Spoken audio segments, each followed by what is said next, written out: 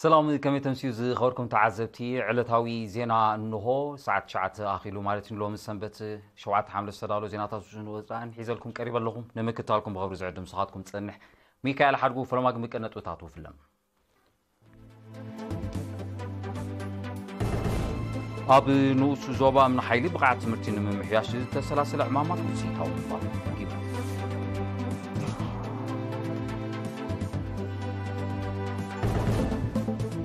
بيت تمرتي موسيقى اسمرا باستفلالي عودتات موسيقى زمهارتهم 26 تمهارو بسيرتيفيكيت امريكا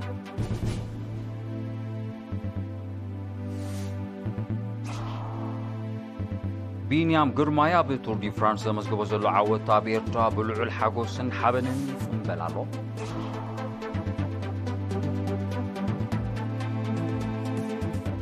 اب زيناتات وصاي بامريكا زمرح نيتو انصار زغمولو علمان اجندان كنتف مسنو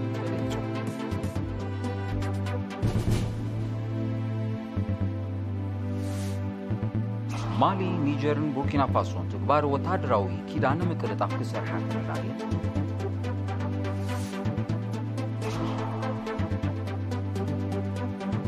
سب سرحو بالحا امرون مدن فعز حق ساسا 6 بليون دولار ممكن يسراو سمعات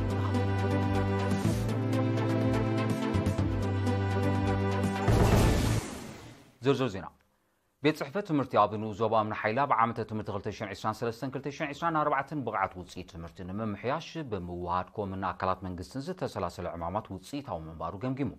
حلافة بيت صحفة ممر مريح كيروس ابز قربو صبصاب ابز تزازم عامة تمرتي بحفشا بكل درجات تمرتي متن محلاف 86 ميتايت كم زنبره بمتقاس እዚ ውጽኢት ናይቲ ኣብያተ ትምህርቲ ምስ ምምሕዳራትን ኮምን ተዋሂደን ዘካይዱ ኣድማዕ ስራሕ ከም ዝኾነ ኣፍሊጡ ናበርክቶ ኮም ብፍላይ ኣብ ምዕጣቕ ፀሓያዊ ፀዓትን ምህናት ዝጎደለ ትሕተ ቅፅን ዝመጎሰ መምህር መሪሕ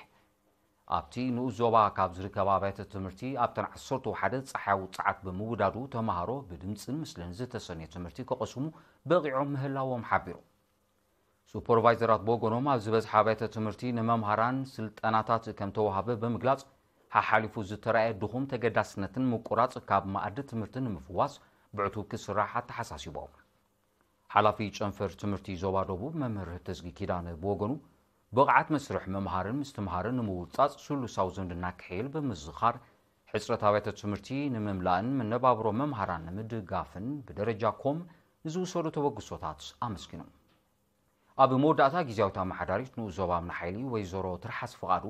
ንትፈታት ትምህርቲ ኣብቲ ዝድለ ደረጃ ንምብጻሕ ኣብ ዝካየድ ጻዕሪ ብወገን ምምሕዳር ኣድላይ ደገፍ ከም ዝግበር ኣረጋጊጻ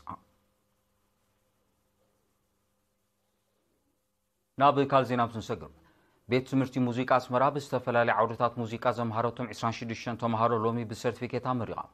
ወኪለሪና ናዝሬት በይን ዘዳለቶ ትሕዝተሎ እልልታ ሃብተማርያም ቤት ትምህርቲ ሙዚቃ ኣስመራ ብዝተፈላለየ ዓውድታት ሙዚቃ ንሰለስተ ዓመት ብግብርን ክልተ ሓሳብን ዘምሃረቶም 26 ተምሃሮ ብሰርቲፊኬት ኣመሪቓ ተመረቕቲ ዝቐሰምዎ ትምህርቲ መባእታ ሙዚቃ ሃርሞኒ ታሪኽን ኣማዕባብላን ሙዚቃ ሌላ ምስ ድምፅታትን ውህደትን ሙዚቃ ከምኡውን ኣብ ጽሑፍ ምስፋርን ምዝማሮን ዝርከቦ 13 ዓይነት ሙዚቃዊ ትምህርቲ ከም ዝጥርንፍ ብምጥቃስ እቲ ግብራዊ ትምህርቲ 7 ዘመናውን 4 ሃገራዊ ያታውን መሳርሒታት ሙዚቃ ከም ዘጠቓልል ዳይሬክተር ቤት ትምህርቲ ኣቶ ኤልያስ ወልደ ገብርኤል ኣብሪሁም ኣብ መስርሕ ትምህርቲ ንዝነበረ ብልጫታትን ብድሆታትን ብዝርዝር ዝገለጸ ኣቶ ኤልያስ ዜጋታት ብባህላውን መንነቶምን ንኽዓቢ ንኽኽስቆሱን ሙዚቃ ሓያል መሳርሒ ከም ዝኾነ ጠቒሱ ኩሉ ዝምልከቶ ዜጋ ይኹን ኣካል ትምህርቲ ስነ ጥበባት ንምዕባይ ጭቡጥ ስጉምትታት ክወስድ ከምኡውን ሕፅረታት ቤት ትምህርቲ ኣስመራ ንምምላእ ኣበርክቶ ክገብር ተላብዩ ተመረቕቲ ኣብ ዝሃብዎ ርእይቶ ሙዚቃ ባህላዊ ባህታ ዝፈጥር ሓይሊ ዘለዎ ጥበብ ጥራይ ዘይኮነ ከም ዓለማዊ ቋንቋ ንባህሊ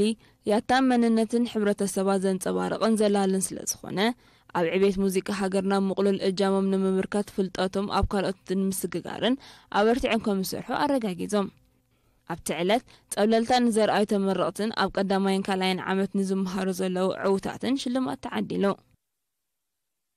بتمساسالي بيت تمرت سنة كينة أسمرا نكلت عمت بعودات عريا مكينة حافة شاوي سنة هنسا صربت عنسيتي إلكترونيكاوي عيون سرحات إلكتريك سيتن زمهارتهم 4 حدن دكانوس يزروكوبهم 9 سلسان تمهارو تمالي شديش حملة أمريكا لسما مرتابي تمرتي ممهر سمر ورداب سسمعو قال سرعة تمرت هاجرنا فتحن معرنتن بزرقاقص أقباب بنصان كله أكل حبرتسب بمعرض الساطف بمخانو تمهارو نزقسمو فلطت بوفي سراحنا هزبو من هاجرومن كم زغلغلولو صنعمناتو غليصو وكيل تمرقتي بوغنا على تمرقا على مسكام حلافنات كم زخونه بمطقاس ابزو وفرو لعيو بلعل هاجراو نقحات كم زنطفو ارغاغيصا ሚኒስትሪ ትምህርቲ ዋና ዳይሬክተር ክፍሊ ቴክኒካውን ሞያውን ትምህርትን ስልጠናን አቶ ተስፋይ ሲዩም ድማ መንግስቲ ገዚፍ ወፍሪ በመግባር ነታ ቤት ትምህርቲ ሓድሽን ዘመናውን ማሽናትን መሳርሒታትን ኣዕጢዋ ከም ዘሎ በምጥቃስ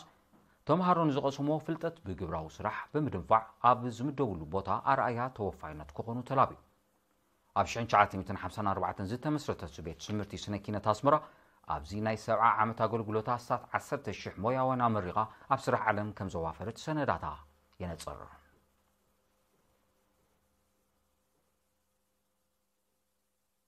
وحسنا السلام بمغتب زبل تيما كاور حمية زياد جميرون سلسة وارح ككارز غنيك أنا ودابطات شنفر حمامة الزوبا ماكل بحمش حملة بالدراش إكسبو بغبز بلدن كتزازيمو أبتيسنا سرعات حلافي حمامة زوبا ماكل أتو سامسون كيف لابز سمعو مدرة اتكنا كاب كلن وزواتات زتواصو وكلتي ودابتا زساتف منبارو بمتقاس اب محيال نطفتا سبورت ባህልን ትምርትን ዓቢ መልእኽቲ ከም ዝነበሮ ገሊጹ ሓላፊ ውድባዊ ጉዳያት አቶ ሮቤል ከበደ ብጊዲኡ ቀንዲ ዕላማ ቀነ ውዳበታት ዝምባለ ክእለት ፈጠራውነትን ብቕዓትን መንእስያት ዝንጸባረቐሉ ባይታ ምጥጣሕን ምትብባዕን ከም ዝኾነ በምጥቃስ ኣስታት 2,000 መንእስያት ዝተወዳደርሉ ውዕውዕ ቀነ ከም ዝነበረ ገሊጹ أبي مودعتا نعوتات ناي مداليان جنزبين شلمات كعدلن كله نوزوبا آخريا قبل لكنا ودابتات حمامة كلتشن 24 بمخان بفولي تشلما أبي مودعتا بومبر حمامة وصالح أحمد دين أبزها بوكال تي مدباتا قداس نتوعزو سلازغونة زيادة نمسفوحون نممعبالون كسراح أزخاخيروم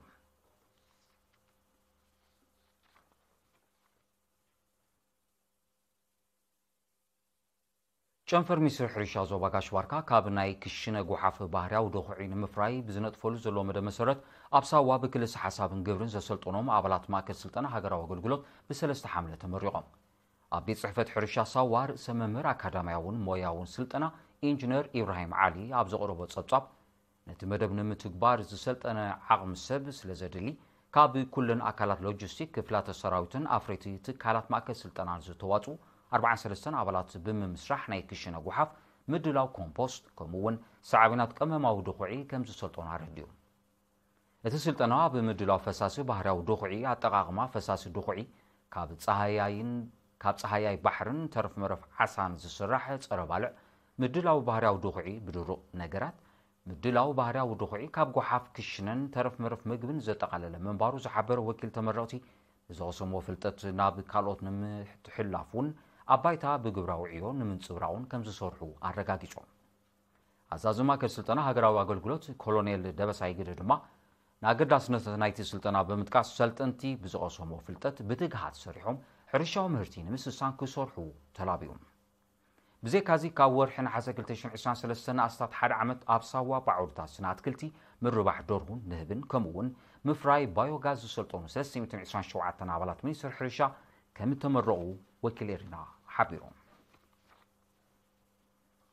ኤርትራዊ አባል ቤልጅማዊት ክለብ ኢንተርማርሼ ዋንቲ ቢናም ግርማይ ኣብ መበል 111 ቱር ዲ ፍራንስ ተመዝግቦ ዘሎ ናይ መድረኽን ነጥብን ዓወት ሓድሽ ታሪኽ ብምቕጻል ሎሚ ኣብ ዝተኻየደ ታሽዓይ መድረኽ ታሽዓይ ደረጃ ብምሓዝ ንነጥቡ ናብ 224 ከባቢሉ ቀጠልያ ማልያ ድማ ዓቂቡ ኣሎ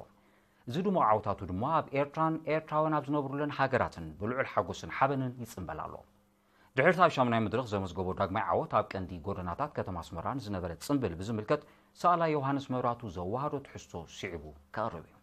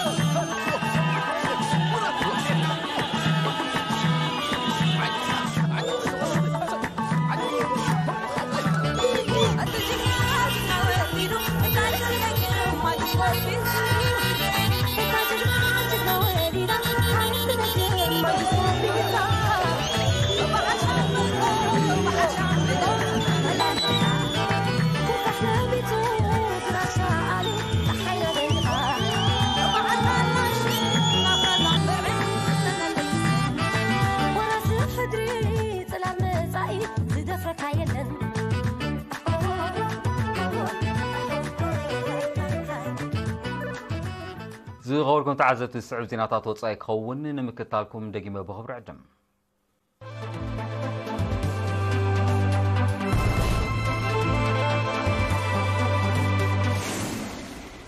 ዜናው መሰናዶ ኤርቲቪ ናቅፅለይ ዝኸበርኩም ተዓዘብቲ ስለምክትታልኩም ኣዝየ መስግን ዜና ወፃኢ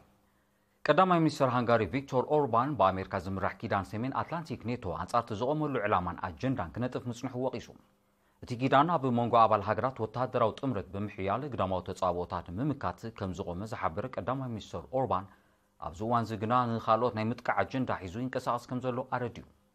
እቲ ኪዳን ኣብ ኩናት ዩክሬን ዝገብሮ ዘሎ ቁሉዕ ምትእትታው ንጉጉይ ወተሃደራዊ ኣጀንዳታቱ ዘነጽር ምዃኑ ቀዳማይ ሚኒስትር ኦርባን ብተወሳኺ ነጺሩ ነቲ ወተሃደራዊ ምንቅስቓስ ነብሲ ቅትለታዊ ክብል ብምጥቃስ ድማ እቲ ኪዳን ዝቖመሉ ዕላማታት ከተግብር ጸዊዑ ኣብ 1999 ኣባል ናይቲ ወተሃደራዊ ኪዳን ዝኾነት ሃንጋሪ ንምንቅስቓሳቱ ክትቃወም ምጽናሓ ዝፍለጥ እዩ በዚ ድማ እታ ሃገር ካብ ኣባላት ናይቲ ኪዳን ሓያል ነቐፌታን ጸቕጥን ይመጻ ከም ዘሎ ጸብጻባት የረዱ ቀዳማይ ሚኒስትር ሃንጋሪ ቪክቶር ኦርባን ኩናት ዩክሬን ብዘተ ከም ዝዓርፍ ብምጥቃስ ምስ ፕሬዚደንታት ቭላድሚር ፑቲንን ቮሎዲሚር ዜሌንስኪን ከም ተዘራረበ ይፍለጥ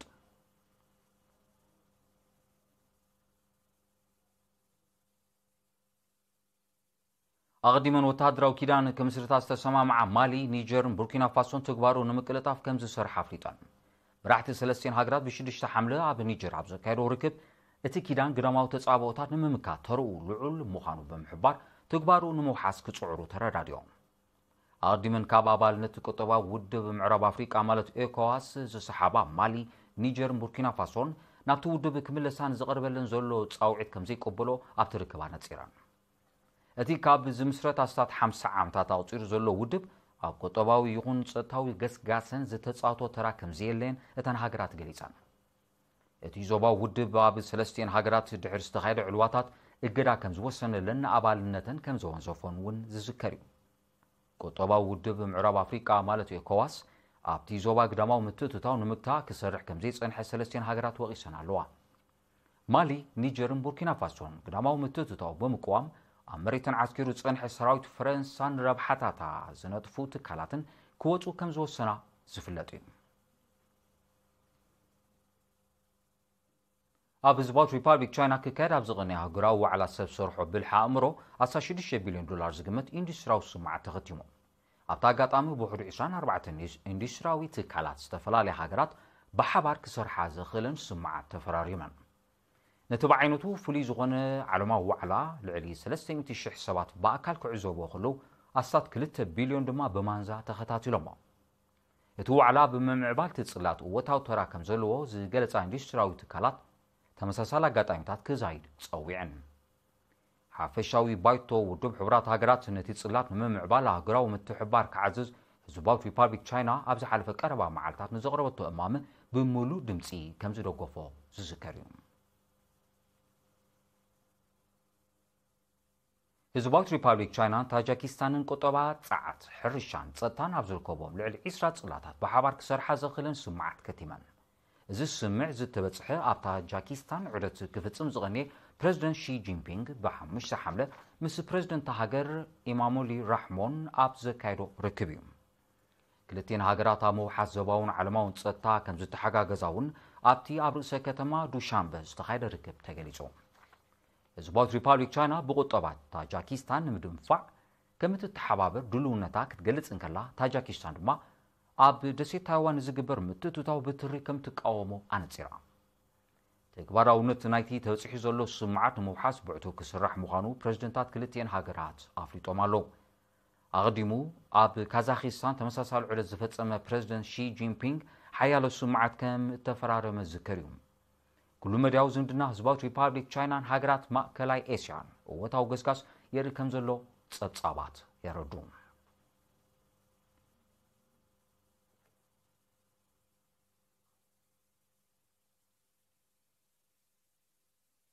ዜና ንምዛም አርሳቱ ግደግመልኩም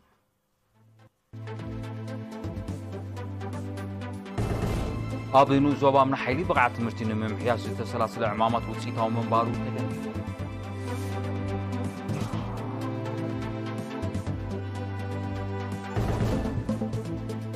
ቤት ትምህርቲ ሙዚቃ አስመራ ብዝተፈላለዩ ዓውድታት ሙዚቃ ዘመሃረቶም 26 ተምሃሮ ብሰርቲፊኬት ኣመርቂላ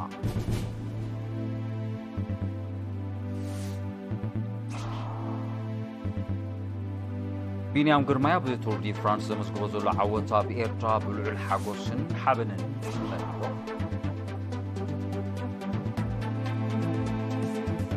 ኣብ ዜናታት ወፃኢ በኣሜሪካ ዝምራሕ ኔቶ ኣንጻር ዝቖመሉ ዕላማን ኣጀንዳን ክነጥፍ ምጽንሑ ተገሊጹ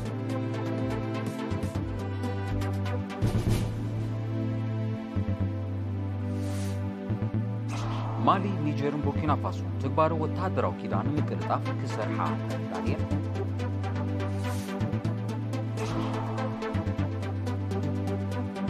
ሰብ ሰርሖ ብልሓ ኣእምሮ ንምድፋዕ ዝሕግዝ 16 ሚልዮን ዶላር ዝግመት ኢንዱስትርያዊ ሽልማት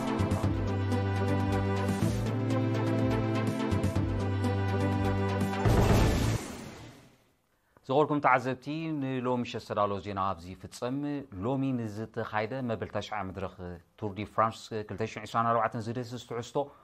كهوليو قاشانا دما أصل تاني موسي آسيالي كون سنحنا كل ملسوكينا نزينا قلنا أبزن فتصم سلام